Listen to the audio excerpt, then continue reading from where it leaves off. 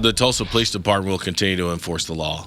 You can't drive around and break the law and not be arrested or cited or anything like that. The question is just where does that referred on the back end? Tulsa Mayor Monroe Nichols announced tomorrow Tulsa Police will begin starting a new way of doing business when it comes to tribal citizens. We're going in depth on that tonight and what he said and how we got here. The new settlement terms between the Muscogee Creek Nation and the City of Tulsa will be available tomorrow. However, after outrage from the governor, the Tulsa County District Attorney, and many others, including the Tulsa Fraternal Order of Police, Nichols took to the podium to defend what is about to take place.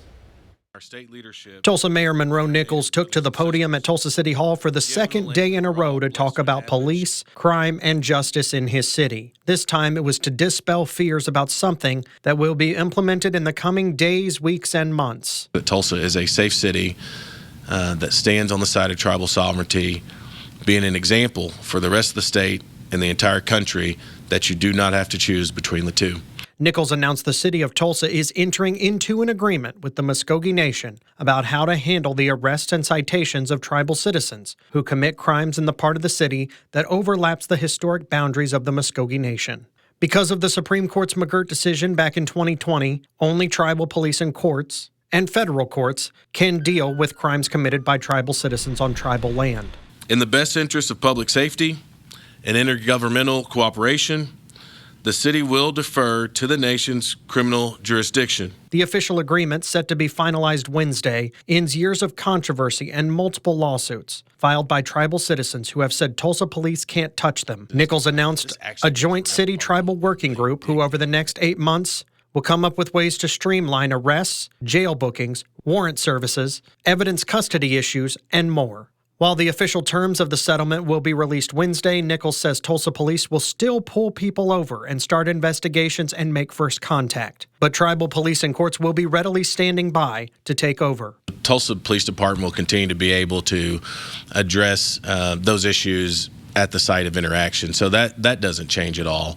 This more speaks to what court you show up in to be prosecuted. Less than 24 hours after Governor Kevin Stitt and other state, county, and local law enforcement officials criticized the coming settlement, saying it was going to weaken the Tulsa Police Department forever, Nichols said he had to forge his own path because the governor and others were taking too long to settle these types of matters. Every governor and governor's administration, for as long as I can remember, has enjoyed a respectful relationship with tribes across our state. Every mayor before me has been the great beneficiary of those relationships in an effort to make Oklahoma more unified, stronger, economically viable, and safer. Unfortunately, I don't have that same benefit of a partner in the governor's office to help navigate the path to unity, strength, economic growth, and safety for all of our citizens.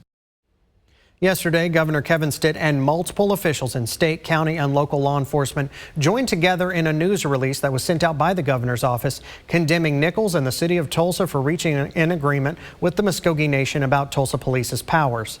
Stitt said, quote, Tulsa is essentially making itself a sanctuary city for tribal members engaged in criminal activity. As elected leaders, it is our job to represent our constituents regardless of race, heritage, or political affiliation. This proposed move by Mayor Nichols sets a concerning precedent and will make it impossible for elected officials and Oklahoma law enforcement to protect their communities. I will take every action to reverse course and ensure the rule of law is the same for everyone.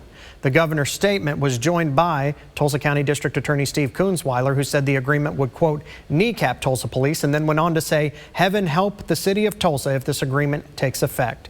Also in the statement opposing the settlement is Tulsa County Sheriff Vic Regalado, the directors of the Oklahoma State Bureau of Investigation, the Oklahoma State Bureau of Narcotics, the Oklahoma Commissioner of Public Safety, and the chairman of the Tulsa Fraternal Order of Police, Lodge 93. The mayor responded to the governor releasing his statement on the settlement during Monday's news conference on escalating gun violence among teens in the city. As I said, I wasn't surprised. I served in Oklahoma City for 8 years.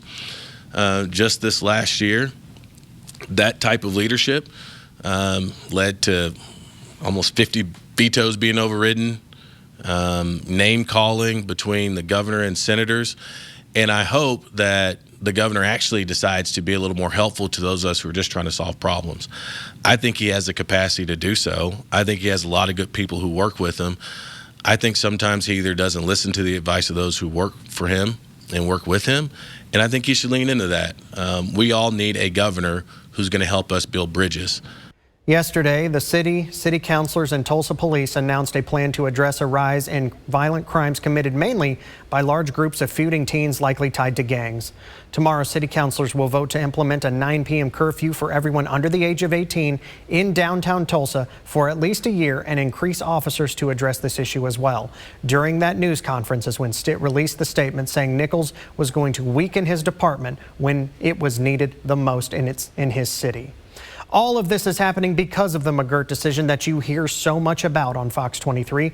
Just to recap this real quick, in 2020, the U.S. Supreme Court ruled that when Oklahoma became a state, it did not disestablish the Indian reservations inside of it. But the ruling was only for criminal justice purposes.